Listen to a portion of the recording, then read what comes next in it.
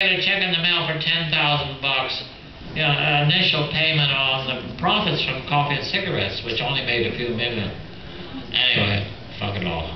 I had an interesting thought while listening to everybody, and I think this might be helpful to everybody here, and that is that people like Holly, people like Taylor, people like John, they weren't making art, they were art. Yeah. They were art.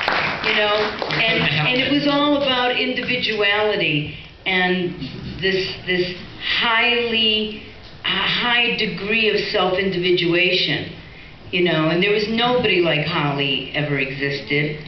You know, when I met Holly, Holly was just outside of the lines, coloring outside of the lines, and of course she was going to be used, you know, everybody wanted to photograph her, everybody wanted her to be in their films, everybody wanted her to be in their plays, because she had something that you can't learn, you know, from somebody else. It's about being yourself. And I met Taylor when I was 17 on the street, and I didn't know that he was Taylor Mead. It was 1967. I didn't know. I still don't know. I just saw him, and I followed him around every single day. Just followed him through the streets, and I wanted to be like Taylor. And later, when I saw Taylor perform, I just didn't know how he did what he did, and I wanted to be like him. And eventually, I grew up to be like him. And I saw Giorno when I was 18.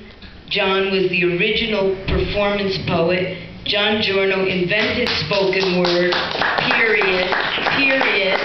And I didn't want to be like Giorno. I wanted to be Giorno.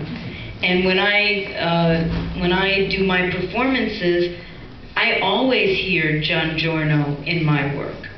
So, you know, I think it's all about individuality, and while art can be product can never be art. So first you have to develop your individuality and then you package it, not vice versa.